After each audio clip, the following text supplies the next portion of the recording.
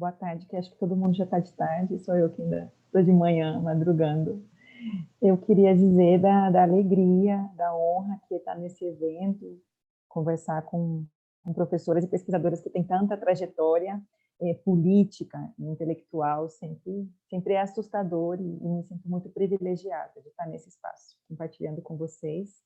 Obrigada, Annelise, pela organização, pelo convite, o Centro de Estudos de Gênero da Universidade de Lausanne, que torna esse evento acadêmico possível e um evento de um diálogo que não é tão de moda, né? Falar de feminismo e teoria social marxista. Então, estou muito feliz de estar aqui. Eu vou tentar falar devagar, porque acho que tem a coisa da tradução. E queria começar falando que tem dois... I would like to start that there are two important elements to introduce. Primeiro é o luto internacional que a gente vive pelas vítimas do coronavírus. Acho que é importante mencionar esse momento de luto internacional, mas também nacionalmente pensando o Brasil. É importante rechaçar essa necropolítica do governo Bolsonaro. Acho que é importante falar da indignação, da luta contra esse governo, que é um governo de morte, é um governo necropolítico, e quem sabe essa indignação tem que ser escutada internacionalmente. Acho que são muitas vozes denunciando esse governo, e a gente precisa se posicionar contra esse governo.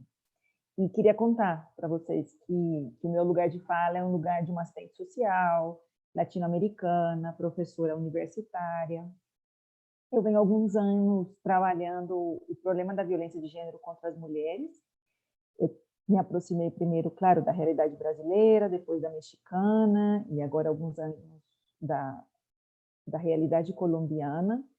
E o que eu tento fazer é um esforço acadêmico e político para posicionar as minhas análises no campo do feminismo marxista, onde eu acredito que estejam as possibilidades para a compreensão e a transformação dessa realidade. Acho polêmica o convite da Angélica, eu ainda falo do feminismo marxista e como um exercício político e teórico difícil, porque é muito mais fácil a gente encontrar eco em outras teorias e sempre fazer explicações muito mais descritivas que analíticas, e analíticas a partir da totalidade. Então, por isso, eu sempre me considero um exercício, porque é um esforço esse acercamento teórico-crítico.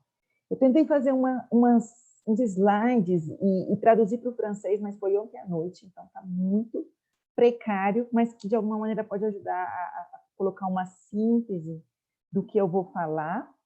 O título do que eu preparei chama Mulheres e Guerra, análise do conflito armado e violência contra a mulher.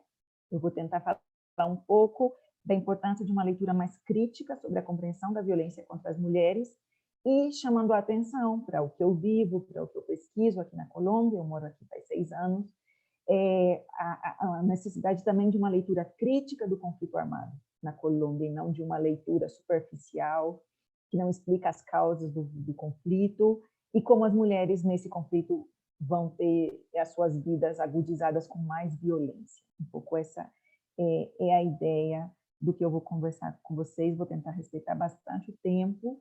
Então, o caminho que vai percorrer a minha fala nesse breve tempo da minha intervenção passa por 3 pontos.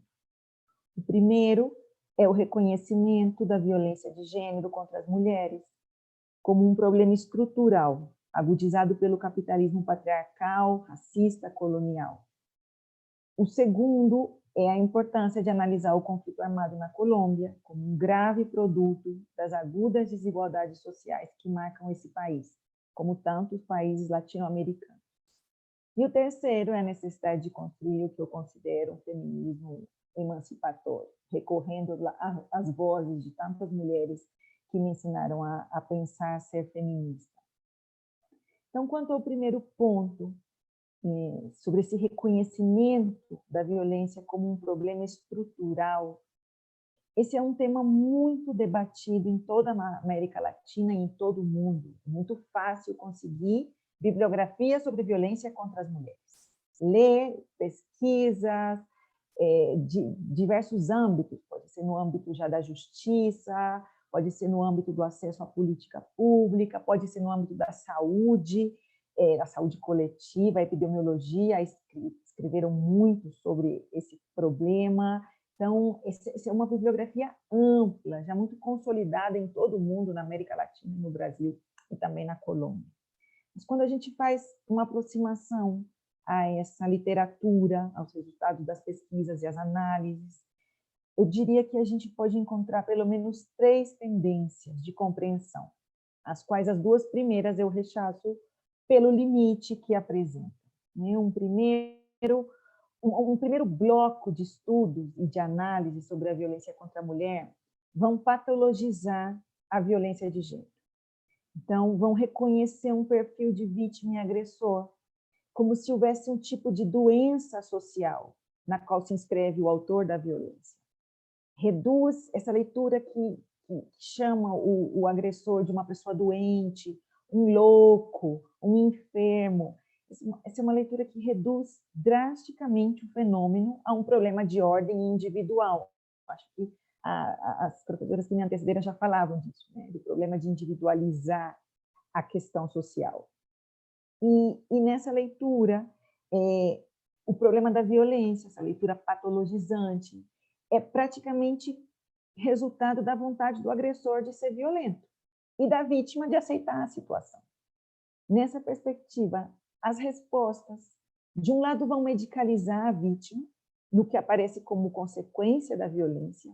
Então, é muito comum, né, começar a abordar o problema a partir do que a vítima sente. Então, a depressão, a insônia, as dores do corpo, o cansaço extremo, o nervosismo. E esses sintomas são só a expressão de uma grave violência crônica vivida cotidianamente. De outro lado, a abordagem sobre os agressores, inclusive no campo teórico metodológico já da intervenção com homens agressores, muitas vezes essa leitura exime o agressor porque parece que ele é um homem sem condição de responder pelas suas práticas, sem condição de responder pelas suas ações.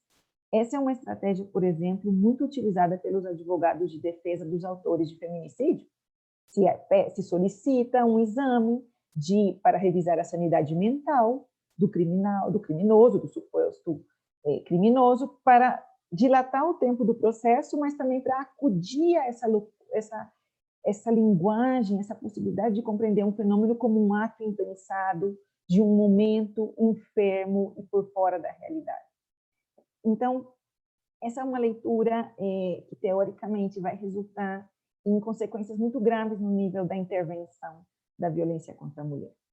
Na mesma linha vai os estudos que individualizam o problema, que singularizam o fenômeno e falam de relações interpessoais, falam das situações vividas na violência contra a mulher. Aqui é comum a utilização de conceitos como situação ou cenário de violência, localizando o problema como uma fotografia isolada das outras dimensões da totalidade social. As explicações que singularizam o sujeito, em muitas ocasiões, se baseiam na teoria de sistemas, para falar de um sistema micro e um sistema macro-social, mas que termina resumindo todo o fenômeno à dimensão micro, à dimensão local. E aqui começam os apelos para falar do alcoolismo, do estresse, do desemprego, da pobreza, como possíveis causas ou fatores detonantes da violência, mas que, no fundo, termina por explicar. Então, são explicações simplistas que tentam explicar a violência a partir da causa aparente do fenômeno, daquilo que a gente vê, e não da sua essência. Eu acompanho, por exemplo, muitas pesquisas aqui na Colômbia que insistem em falar da resiliência das mulheres, que pelos seus próprios esforços superaram a situação de violência. Isso também fragmenta a leitura do fenômeno social. E, finalmente, comento a corrente de análise, na qual tento me situar a cada dia que aprendi com intelectuais como Henriette Saffioti, Sueli Almeida, Lilia Pougy, que insistem em um pensamento feminista crítico, na qual a violência de gênero praticada contra as mulheres é um fenômeno social, histórico e contraditoriamente contemporâneo que se situa no coração da sociedade capitalista, racista, colonial e patriarcal. E digo contraditoriamente contemporâneo porque as transformações das relações sociais de gênero nas últimas décadas são inegáveis. A situação das mulheres hoje não é a situação das gerações anteriores. Tem uma questão de acesso, tem uma questão de discussão das desigualdades, mas, não obstante, ao avanço que a gente pode dizer da situação das mulheres, né? Não é o mesmo a minha situação que a situação da avó, das nossas avós. Não obstante a esse avanço, tem umas permanências que são contraditórias, porque são avanços insuficientes, porque não transformaram tudo aquilo que as palestrantes anteriores estavam falando, não transformamos as raízes da opressão. Essas estruturas de opressão e dominação necessitam da violência contra as mulheres para existir. Se nutrem e se reproduzem a partir do controle da vida e do corpo das mulheres, inclusive o capitalismo. Com essas autoras, especialmente com Henriette Safiot, aprendemos que a justificativa da violenta emoção não deve ser um atenuante de pena nos casos de feminicídios, tampouco o uso da noção de crime passional, porque os homens agressores não reagem baixo sua emoção irracional, senão baseados em uma estrutura social desigual que legitima o uso da força e da violência contra as mulheres. Não atuam desesperadamente em nome do amor, mas cometem feminicídios de maneira consciente, premeditada e com a crueldade aprendida na reprodução desse sistema social violento. A gente já estava falando da desumanização promovida pelo sistema social por esse modo de produção. As causas aparentes do fenômeno, outra vez, repito, ciúmes, desespero, pobreza, alcoolismo, consumo de drogas, não são mais que cortinas de fumaça, nas palavras do Karel Kozik, que se bem integram o fenômeno, a aparência integra o fenômeno, mas não explicam o fenômeno, porque não são elementos que dão conta das raízes da opressão e da exploração. No seu antigo texto, Violência Doméstica ou a Lógica do Galinheiro, de 1997, da Safiot, ela nos ensinava que as relações de gênero são estruturadas por relações de poder, porque estas fazem parte das relações sociais. Relações sociais de gênero onde o poder circula e opera via estrutura social em ações concretas e simbólicas. Nesse texto caricatural, que ela explica a lógica do galinheiro, que o galo vai bicando as galinhas e cada galinha se sente mais protegida pelo galo, bica a outra galinha, numa circularidade de micropoderes. Ela vai relembrar que os seres humanos organizam sua sociedade, pelo menos a sociedade moderna, urbana, ocidental, de maneira hierárquica e violenta. Nas palavras da autora, a estrutura da sociedade formada pelas hierarquias torna cada um e todos os homens potencialmente violentos. A conversão da agressividade em agressão pode ser desencadeadora dos fatos banais e corriqueiros e o sentimento de propriedade que a sociedade alimenta no homem em relação à sua mulher e à sua família, e a impunidade da maioria esmagadora desses criminosos explicam ampliamente a generalização da violência masculina contra as mulheres. No âmbito das relações sociais de poder, o pessoal é político. Parece que com a referência a Safiot, ela diz, abre aspas, não existem duas esferas, uma das relações interpessoais e outra das relações estruturais. Todas as relações humanas são interpessoais, na medida em que são agenciadas por pessoas, cada qual com sua história singular de contatos sociais. Isso não faz com que essas relações interpessoais não sejam relações sociais mediadas por el poder. Afirmar que as relações de gênero são somente interpessoais significa singularizar as famílias, os casais, os homens e as mulheres, perdendo de vista a estrutura social. A violência de gênero, para Safiot, é inerente ao padrão das organizações sociais de gênero conhecidas, tão estrutural quanto a divisão da sociedade em classes sociais. Isso nos textos de 1997 e 99 ficam muito evidentes. As diferenças entre homens e mulheres, vai dizer a autora, têm sido sistematicamente convertidas em desigualdades em detrimento do gênero feminino. A violência de gênero não tem caráter privado, mas público. O fato de ocorrer, na maioria das vezes, no interior do domicílio, não nega sua natureza pública. Isso não significa identificar público e privado. O que não se pode é admitir que esses fenômenos são constituídos em esferas distintas. Há atividades públicas e atividades privadas acontecendo simultaneamente em todos os espaços sociais. Para finalizar essa compreensão sobre a dimensão estrutural da violência contra as mulheres, Safiotti sempre se referia ao filme Lanternas Vermelhas, para mostrar como a figura do homem patriarca não precisa estar presente para que um sistema de dominação e opressão se reproduza. Eu gosto de utilizar como expressão do patriarcado colonial, capitalista, o filme A Garota Ocidental. Nessa obra, baseada em uma história real, uma jovem paquistanesa que vive na Bélgica deseja viver de maneira livre e é fortemente questionada pelo seu pai. Eu vou contar o final do filme, tá? Ela encontra diálogo e afeto com o seu irmão mais velho, porque não encontra uma relação dialógica e tranquila com seu pai. A trama vai mostrando as tensões cada vez mais profundas entre o pai tradicional e a filha em busca de sua liberdade, mas culmina com o assassinato da jovem, praticado não pelo pai, mas pelo irmão, revelando que a honra e a tradição familiar vai além mais que a vida das mulheres.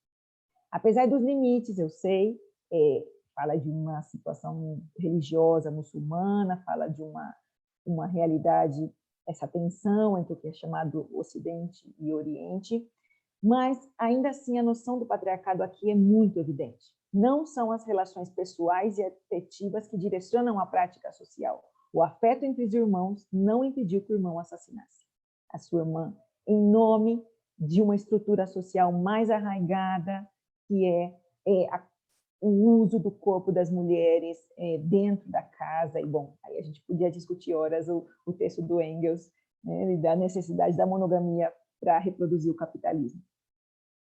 Mas qual é a relação, então, do conflito armado com esses elementos importantes para pensar a violência contra as mulheres?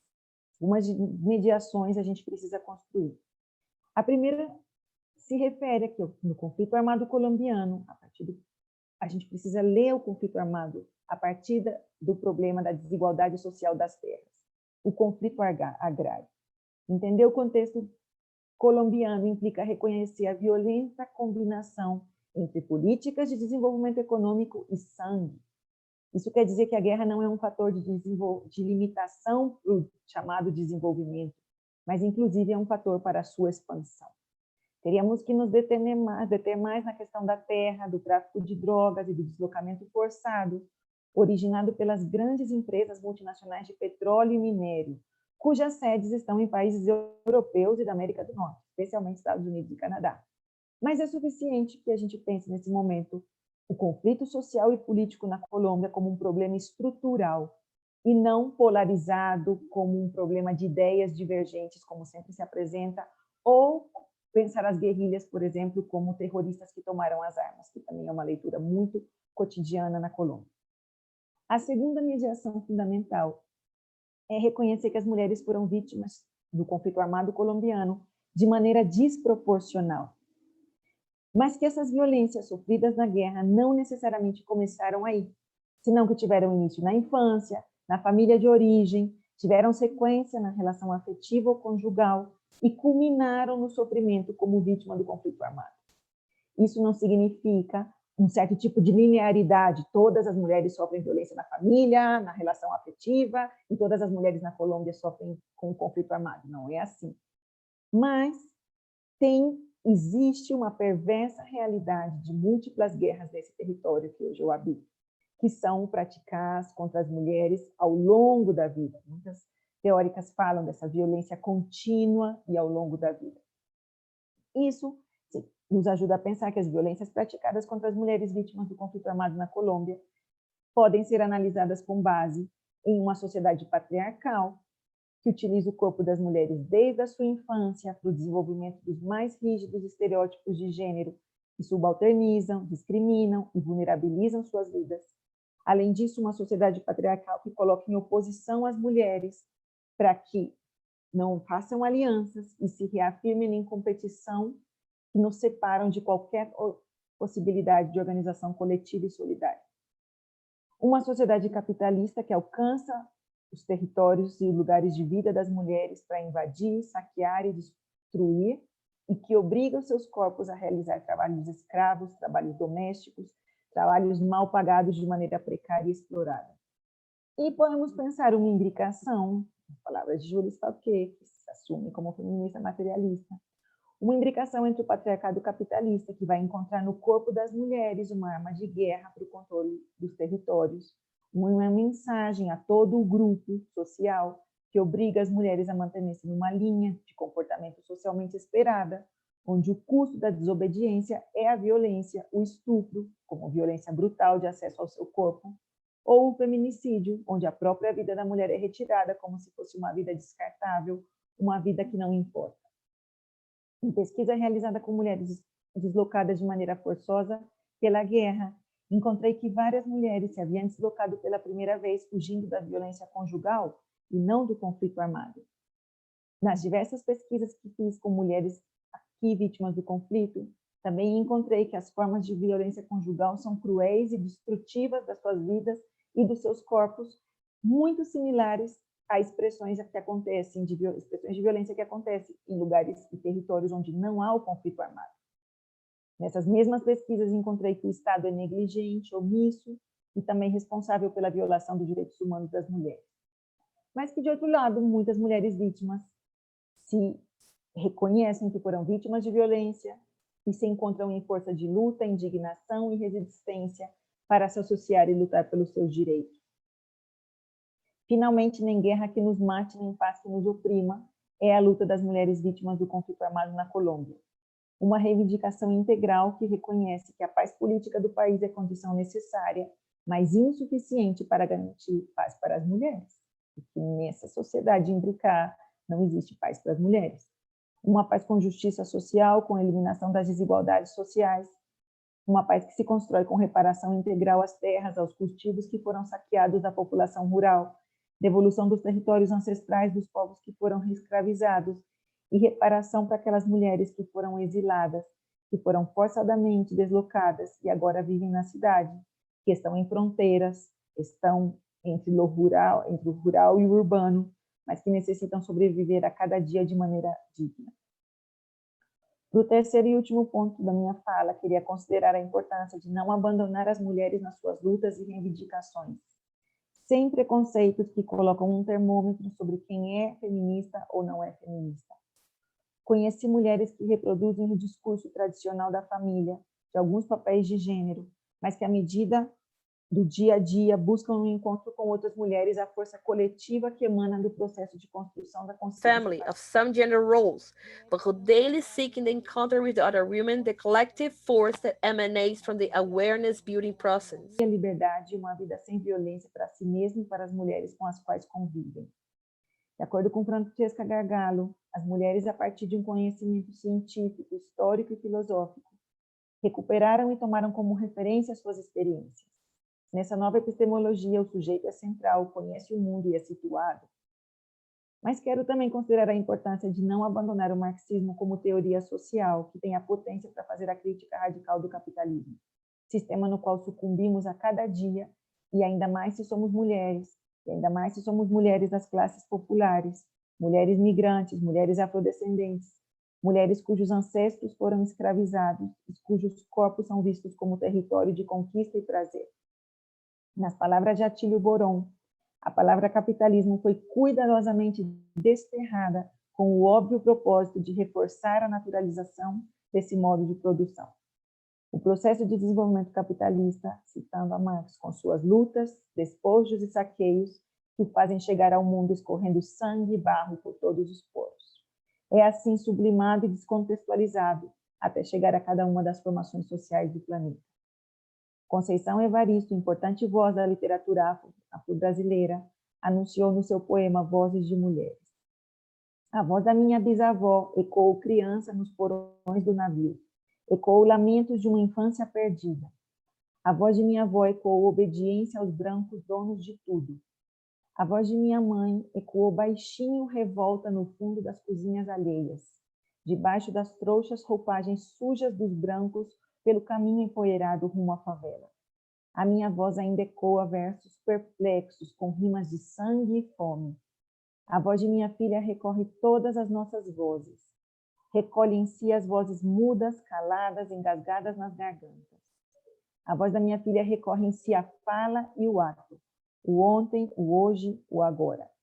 Na voz da minha filha se fará ouvir a ressonância, o eco da vida e liberdade. Esse é o feminismo no qual acredito. um feminismo marxista que realiza a crítica radical desse sistema de dominação e exploração no qual vivemos, um feminismo que reconhece que, mais do que temas de identidade, estamos ante fatos concretos que nos oprimem e vulneram nossos direitos humanos, que extinguem nossa possibilidade de viver, mas, sem dúvida, um feminismo que recorre todas as vozes, as trajetórias e as experiências da violência, que são sentidas de maneira singular em cada corpo e elaboradas em cada pensamento da maneira que é possível.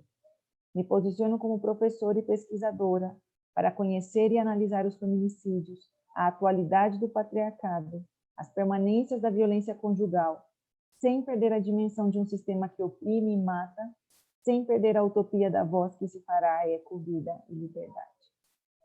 Muito obrigada.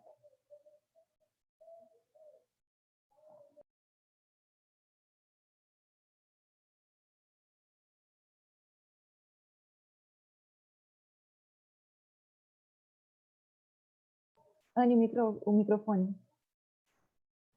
Vocês me ouvem agora? Muito obrigada, Isabel, pela apresentação, e eu ia te propor, então, que a gente fizesse logo a da Elaine e aí viéssemos à mesma discussão como na primeira vez. Elaine, você está por aí? Olá, todos me escutam? Olá. Eu quero pedir desculpas, antes de mais, pelo atraso. Eu tive um imprevisto e não consegui chegar a tempo, mas acompanhei o final das discussões e também quero agradecer a Annelise e a Universidade de Lausanne. Muito obrigada pelo convite. E acho que está todo mundo um pouco cansado, mas assim, eu tenho um debate que não está necessariamente focado no feminismo, mas que faz parte de uma tese que eu escrevi e defendi o ano passado. Então, também vou falar um pouco sobre como eu... Deixa eu só arrumar aqui para eu ver todo mundo isso. Sobre como eu usei a teoria marxista da dependência, e não só a Vânia Bambirra, que finalmente é homenageada, né, nesse grande evento, e outros autores da teoria marxista da dependência, para entender a América Latina e para entender não só a América Latina, mas o papel das classes na América Latina, né? Então, eu chamei essa apresentação de O Colonialismo Insidioso e o Extrativismo Petrolífero no Equador. No caso, também é uma provocação de falar do colonialismo, da questão colonial, numa ideia de me afastando um pouco das teorias pós-coloniais e da colonialidade. E aí eu vou explicar por quê. Então, na minha tese, e aqui eu vou resumir muito mesmo, porque são mais de 500 páginas e eu só tenho aqui 20 minutos, mas a ideia central era uma leitura interdisciplinar do extrativismo na América Latina, que é uma coisa bastante fundante, né, da extração de tudo na América Latina, até de ideias e cultura e tudo mais. Então, eu tentei teórica para pensar a exploração da população, do território e o próprio esgarçamento do tecido social. Então, aí a gente vai entrar, aí eu entro na tese, né, na ideia da violência, da poluição, da exploração do turismo e tudo isso como uma commodity também. No caso, eu analisei o Equador, mas a teoria base também é brasileira, então eu tentei estender se aquilo que eu tinha como base no Brasil poderia ser utilizado em outros países da América Latina, se a gente tinha, de fato, uma similaridade teórica. Então, é uma pesquisa que começou em 2007, na realidade, e ela aparece mesmo como um guarda-chuva de uma grande teoria, que é a teoria marxista da dependência, até entrar nas políticas do progressismo, no caso equatoriano, que, a meu ver, naquele momento parecia o país mais radical em termos de mudança política, mas depois eu fui entender que, na verdade, não era bem assim. Então, entender as particularidades da América Latina não é uma tarefa simples, exige um trabalho de pesquisa bastante profundo, né? E resgatar esse histórico também é resgatar uma memória que é constantemente apagada. Então, assim, o que eu tentei fazer também foi recompor toda a história de uma humanidade que nos é retirada até hoje.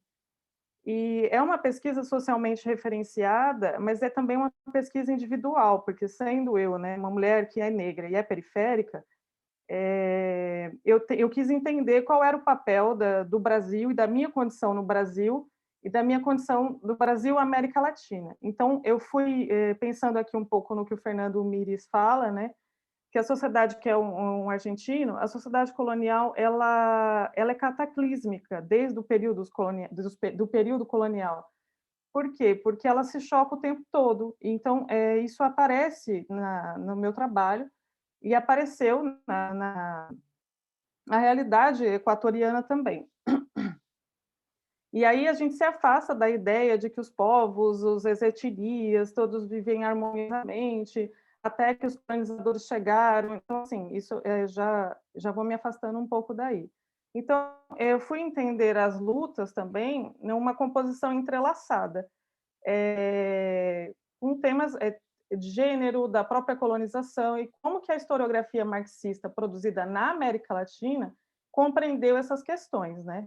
E aí eu evitei, e por uma questão óbvia, né? Eu já falei aqui, que não dá para a gente analisar, a própria professora Angélica já comentou também, eu acho que quando a gente pensa numa luta feminista, quando a própria Vânia Bambirra, né, que ela fala que ela não quer ser reconhecida como feminista, que é o mesmo caso, por exemplo, de uma mulher negra, ou a gente não quer só ser reconhecido como pessoa negra, a gente quer ser reconhecido na nossa complexidade, né? Então, na verdade, não é uma negação da luta feminista ou da questão racial, porque eu nem poderia fazer isso, uma vez que eu sou mulher e também sou negra, né? Mas entender a complexidade. Eu acho que isso falado no Brasil é um pouco repetitivo, porque o Brasil tem na sua inteireza uma maioria de população negra. Então, parece que quando a gente fala de classe, obrigatoriamente tem que falar disso. E é óbvio que tem que falar, porque nós somos a maioria da população. Então, isso passa por classe também. Classe no Brasil não é a mesma coisa que classe no Equador. E isso ficou muito claro. Os conflitos são outros. A forma cataclísmica, como eu falei, de como essa sociedade colonial foi formada e está até hoje, né? Ela é muito diferente de um país para o outro, mas ela tem as suas questões que precisam ser ressaltadas também. E então, assim, quando a gente incorre, né, nesse rebaixamento de temas e começa a dividir questões que são indivisíveis, principalmente em países da América Latina, nós tendemos a rebaixar o que é a nossa questão central.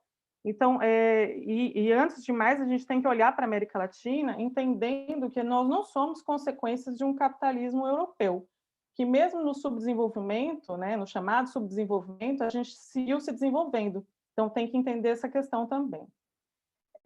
O que eu analisei, aqui é importante dizer, assim, quando eu parto dessa pesquisa que eu fiz, que é uma pesquisa socialmente referenciada, mas que não trata prioritariamente da questão do feminismo, embora ele esteja aí, eu lembro sempre da Hebe de Bonafini, que é uma argentina, e ela diz que o marxismo ele não pode ser só teorizado, ele precisa ser vivido. E aí, quando eu falo vivido, eu também, novamente, estou partindo da realidade que eu conheço, brasileira, periférica, em que eu sou a mulher negra que mora na periferia. Então, eu vivo o marxismo a partir dali. E é dali que eu me posiciono, né? Não necessariamente a partir da minha identidade, mas daquela condição real que me determinou, né? Então, por que eu utilizei a teoria marxista da dependência nessa análise? Se eu estiver falando muito rápido, avise, que eu vou falando sem parar. Porque a teoria marxista da dependência ela me permitia analisar because it allowed me to analyze what is Latin America role momento. E aí, assim, entrando na questão do petróleo no Equador, que é uma questão fulcral, que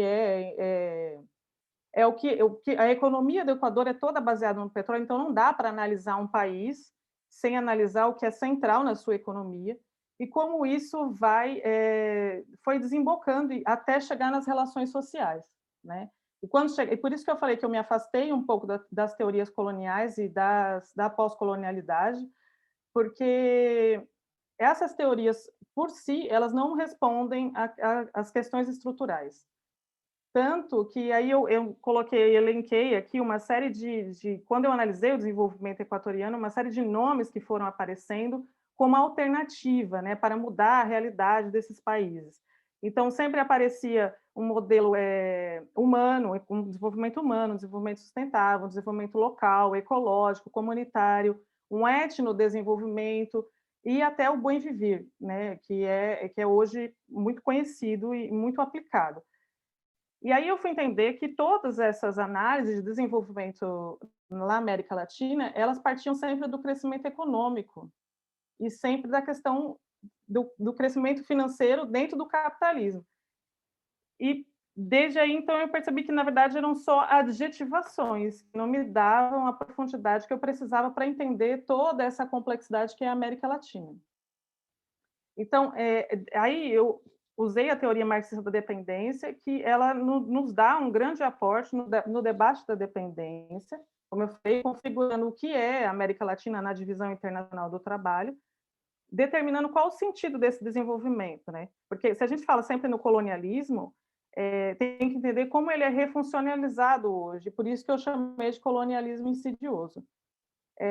Então, assim, quando a gente pensa nas relações estabelecidas na América Latina, a gente sempre tem que pensar que elas estão dentro de uma acumulação. E por isso elas estão também cooptadas, quando a gente falou do feminismo aqui, no debate, né, que eu estava ouvindo, ou da própria luta antirracista, então ela está sempre dentro da dimensão da acumulação e por isso a cooptação também.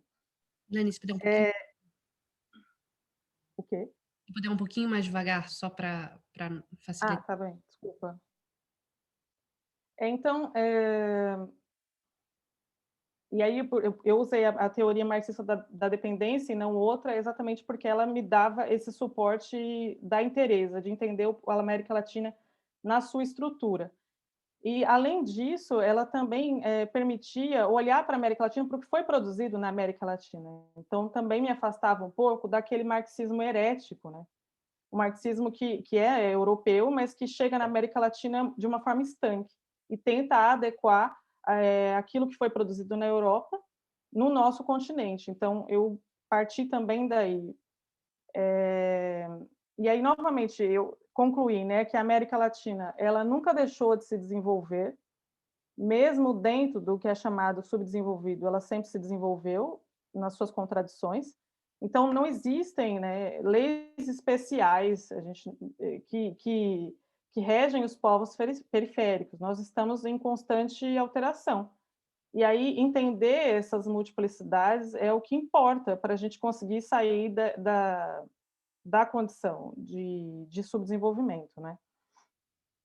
Aqui, eu optei por estudar, né, a questão do petróleo, como eu disse, por ser fundamental, principalmente em toda a análise econômica e todos os projetos de desenvolvimento dentro do Equador têm o petróleo como força motriz. Então, foi essa análise que eu fiz, e além do fato das exportações de bens primários em toda a América Latina ser uma questão também central.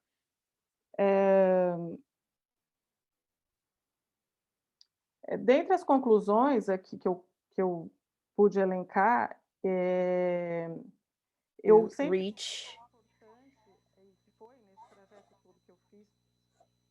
I like to stress the importance of recovering the critical tradition dos povos, das classes sociais nesses países. Então, aqui eu coloquei das próprias, como se diz usualmente, né, das comunidades amazônicas, periféricas, ribeirinhas, muitas vezes, pelo que eu pude perceber, elas são fantasiadas, mitificadas, mas com um propósito, que é para não tocar no problema central da dependência do subdesenvolvimento. E essas novas formas de colonialismo, que eu chamei de insidiosa, elas ocorrem no âmago das relações sociais também, e por isso que elas são dominadas por ideologias. Então, mesmo dentro das lutas, né, do que a gente chama de lutas de antirracismo, de direitos humanos, de igualdade, ou mesmo dentro da luta feminista, existe um colonialismo que é insidioso, que ele permanece, e isso é muito visível até na forma como, ao invés de olhar para a nossa realidade, a gente importa teorias que possam explicar aquilo que a gente vive. E uma importação mecânica, inclusive, né? Que muitas vezes não tem uma relação direta com a nossa realidade. E aí, no fundo, né, o pano de fundo dessa pesquisa foi sempre entender o que é esse capitalismo, um capitalismo sui generis latino-americano, e qual que era a sua dinâmica de funcionamento. No caso, eu analisei o Equador, como eu falei, mas, a meu ver, é uma teoria que pode ser expandida para a América Latina, para outros países, e que permite integrar todo o movimento do capital em cada país, né? Até chegar nas relações também. Como eu falei, não dá para analisar só as relações, ou só um grupo, ou só os negros, ou só os indígenas. A gente precisa fazer essa integração.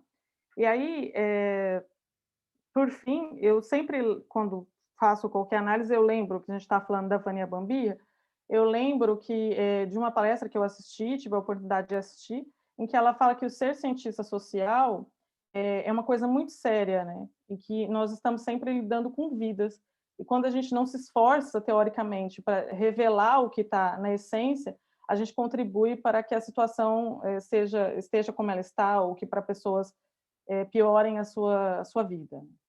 E acho que é isso. Eu acho que foi muito rápido. Peço desculpas, mas eu fui falando e não me dei conta. Tudo bem. Muito obrigada, Elaine. Aqui, palminhas. E aí, eu acho que agora veríamos nesses últimos 20, 15 minutos, e aí dependendo de nós, né, para essa discussão geral, que pode incluir também pontos de reflexão, comentários. Vou só modificar uma coisa aqui,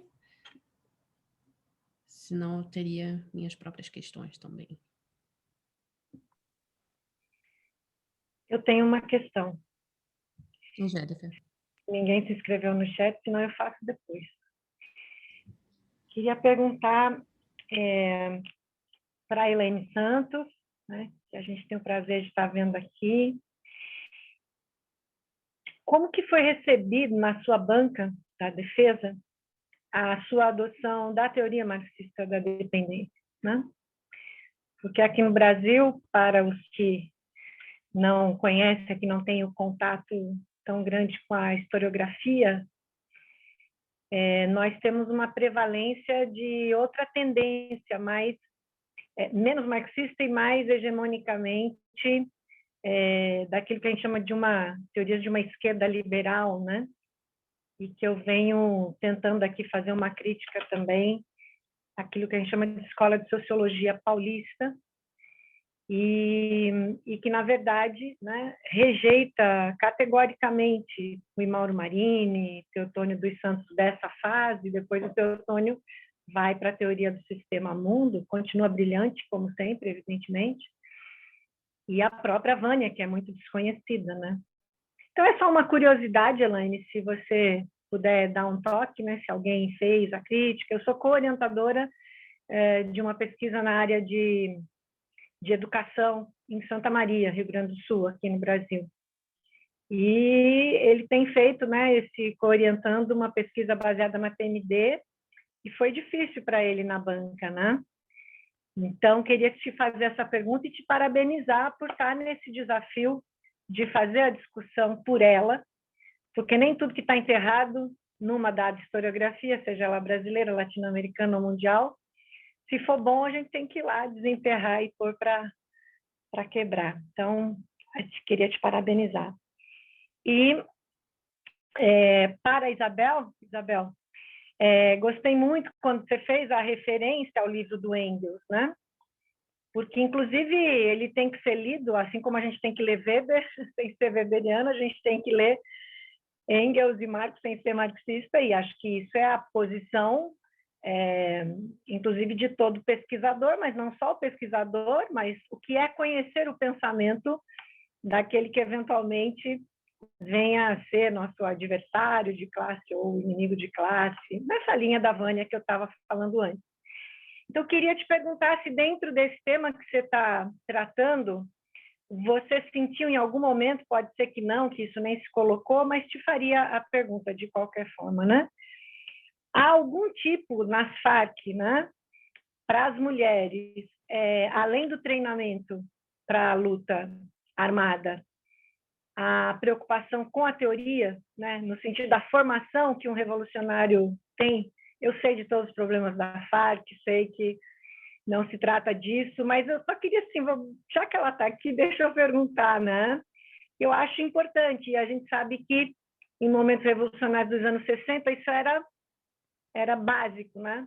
Mas acho que também nesse movimento armado isso se perdeu, é uma intuição, e do pouco que eu consigo acompanhar dessa outra esfera, que aí abre um outro campo, né? Da luta armada, militar, e que, como você está enfronhada nisso, se você sentiu, seria isso.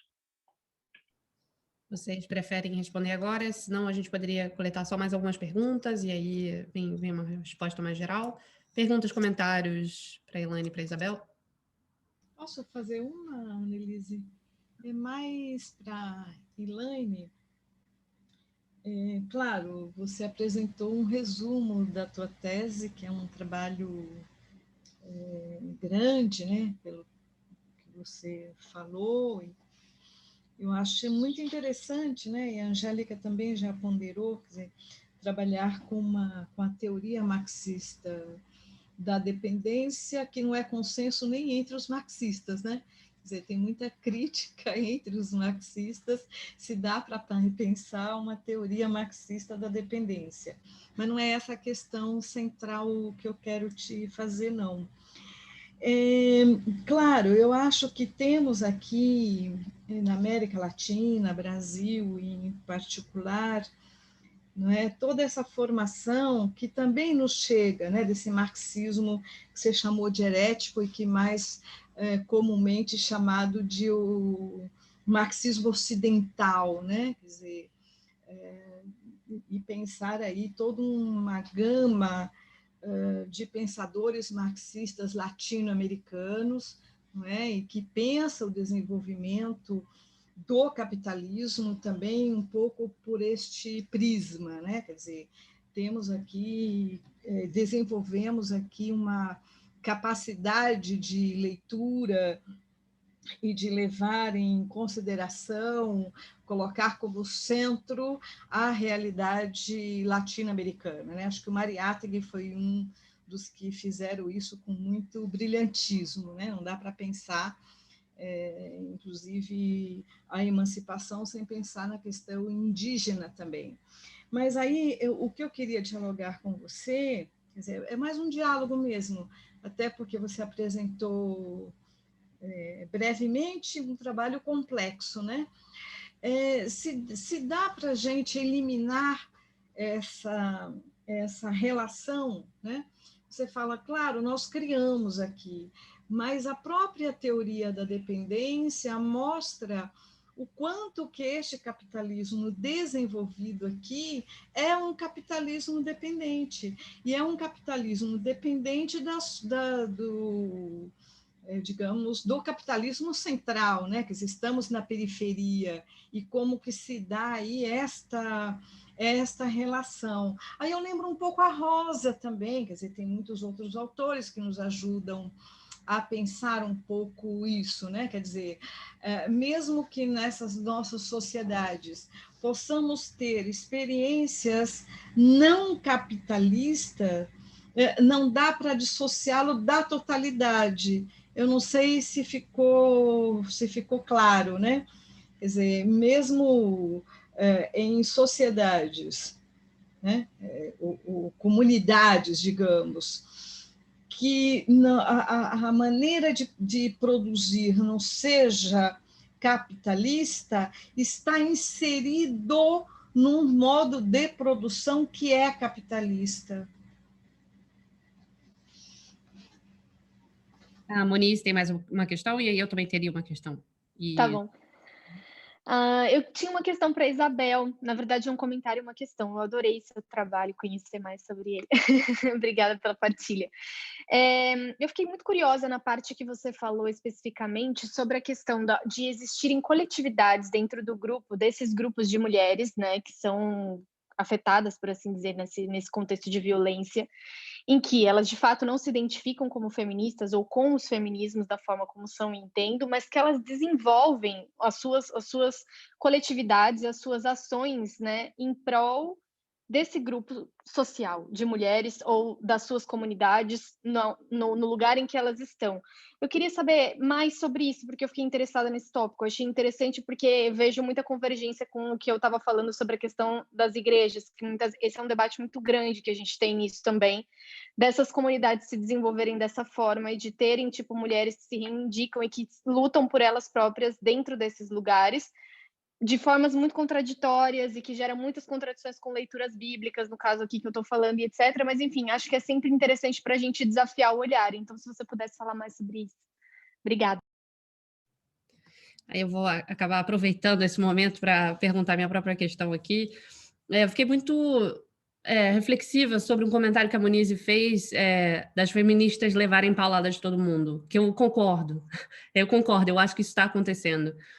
E a Isabel traz esse cenário da Colômbia, que quase em alguns grupos da esquerda brasileira serve como um bicho-papão do futuro. Assim. Nós vemos o Bolsonaro, nós vemos o conservadorismo, nós vemos o neopentecostalismo, nós vemos maior intervenção estrangeira e cooperação militar com os Estados Unidos, fragmentação generalizada.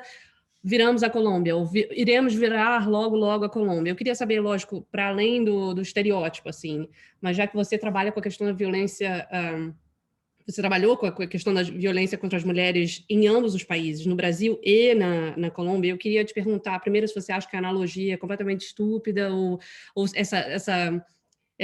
esse vir à Colômbia como o medo do futuro, assim, é parte de um desconhecimento brasileiro sobre a América Latina, sobre o que acontece ali.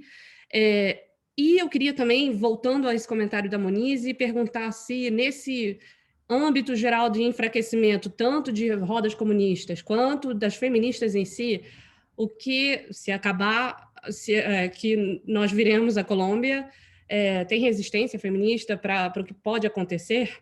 Um pouco assim, uma pergunta completamente hipotética, mas eu achei que seria bacana se você falasse principalmente das suas próprias experiências em ambos os países.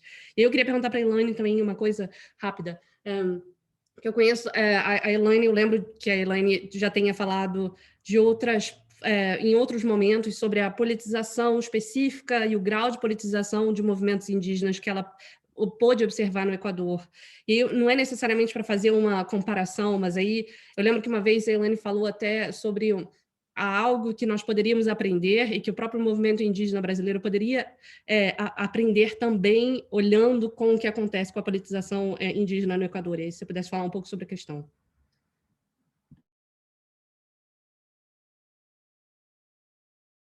Mais alguma questão? Senão a gente vai realmente para as respostas e logo fechar. Mas se não...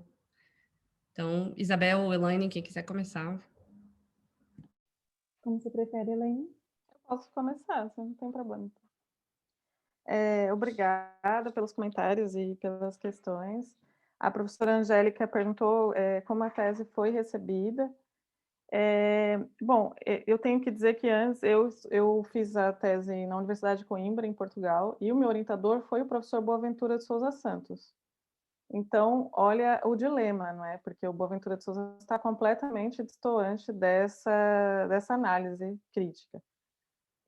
Entretanto, eu fiz uma coisa muito fechada mesmo, então ficou muito difícil para a banca criticar de uma forma muito severa o trabalho. Porque, além de trazer todo o debate da teoria marxista da dependência, eu trouxe para a realidade vivida dos trabalhadores, né? Que eu conheço bem. E não só do Brasil, como do Equador. Então, fica muito complicado se você, por exemplo, se você olhar só, que nem o professor Boaventura faz, as epistemologias do Sul, ou só as questões, né, pós-coloniais, descolado da questão política e econômica. Mas como eu amarrei tudo num trabalho mais denso, ficou muito complicado, mesmo para aqueles que eram contrários, ou que tinham uma série de críticas, fazer um debate mais profundo. Então, porque eles só olham uma parte, eu tentei olhar o todo, e aí é muito mais difícil. Então, eu tive muitas críticas, mas eu saí muito feliz assim de ter conseguido, porque para mim foi um desafio enorme, assim.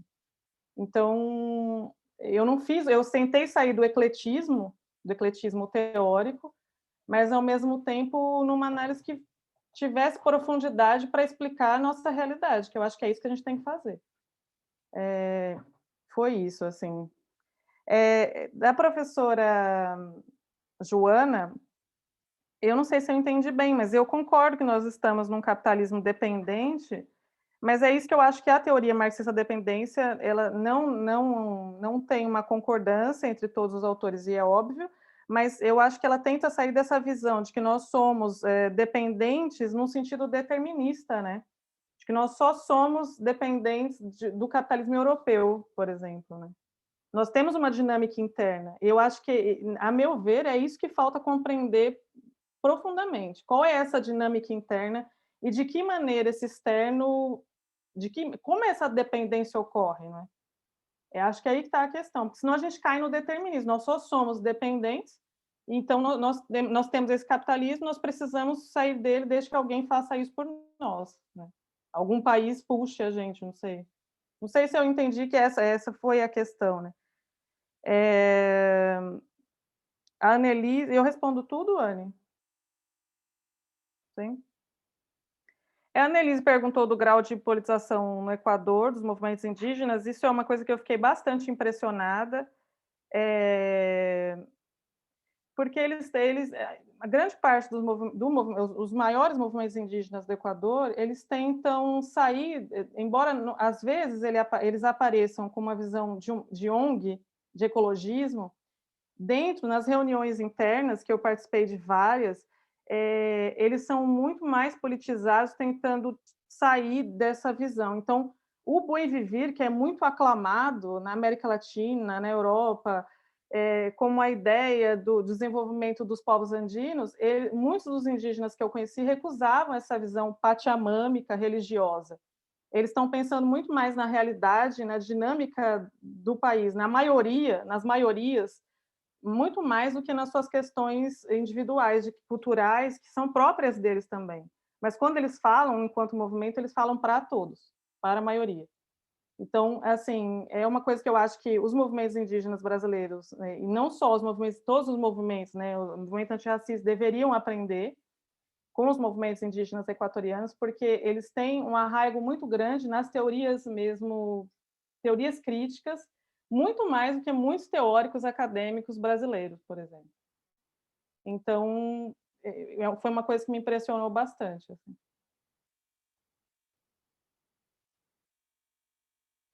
Acho que é isso. Não sei se eu respondi tudo. Isabel.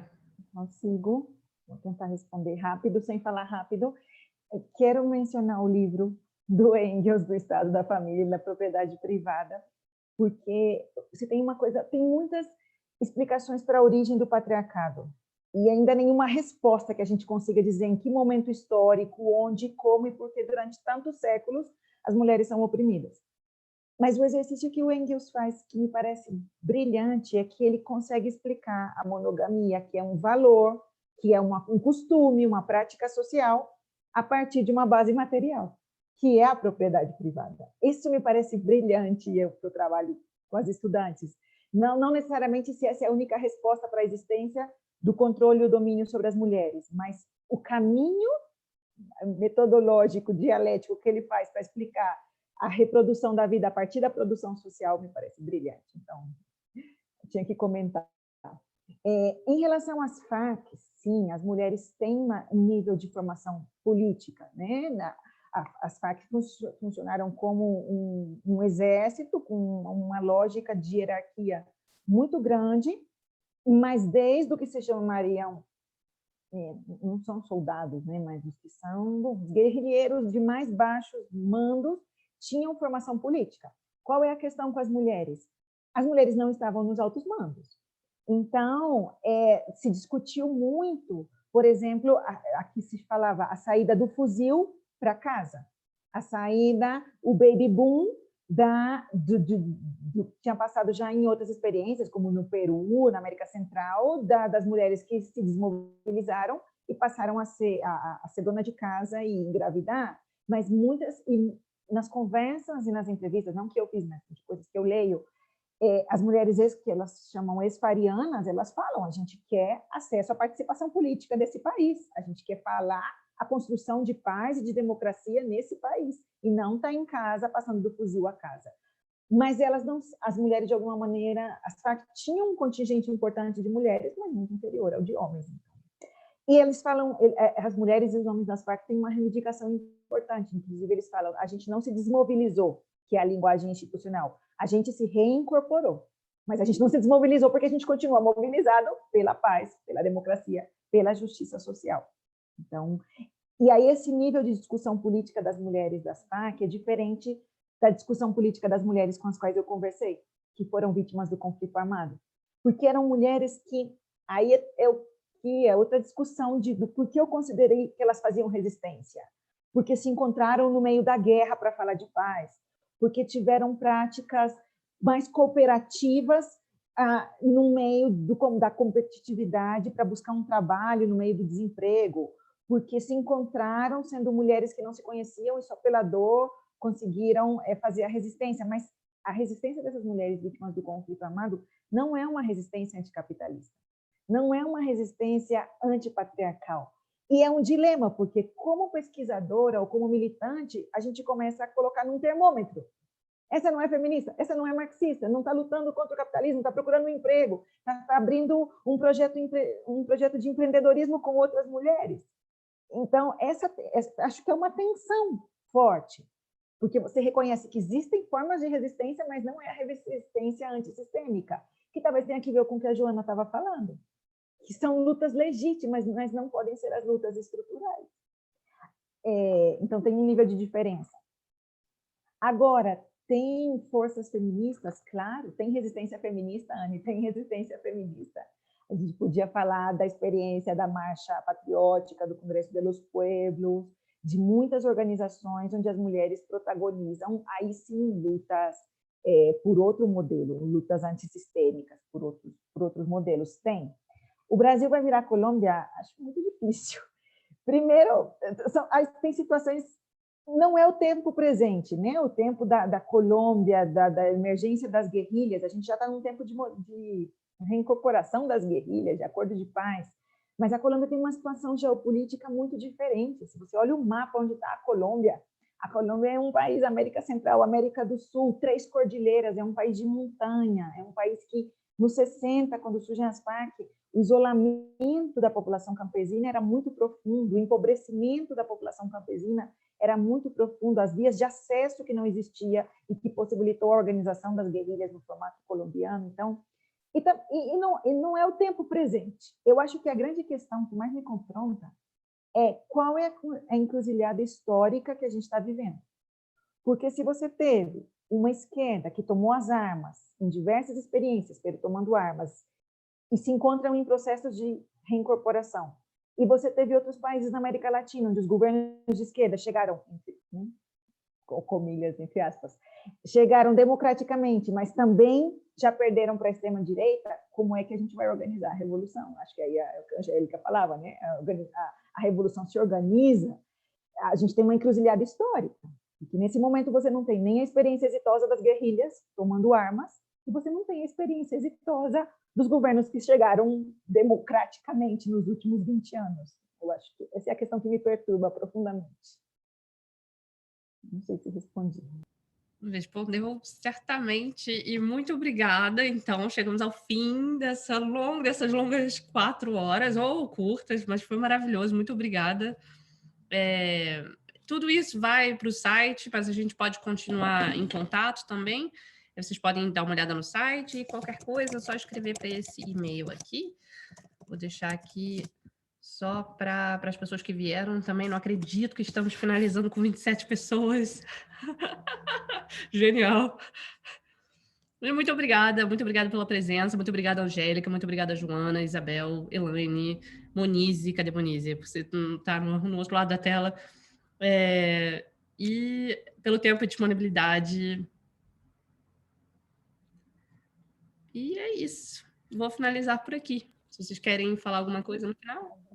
Queria agradecer, gente. Obrigada. Foi uma ótima discussão. Aprendi muito. Estou bem contente. Até. Obrigada. Também queria agradecer demais que seja o primeiro de outros encontros da gente aqui para discutir o assunto e outros. Eu também, Annelise e todos, obrigada, aprendi bastante e espero que a gente se encontre. Tchau, gente. Obrigada. Tchau.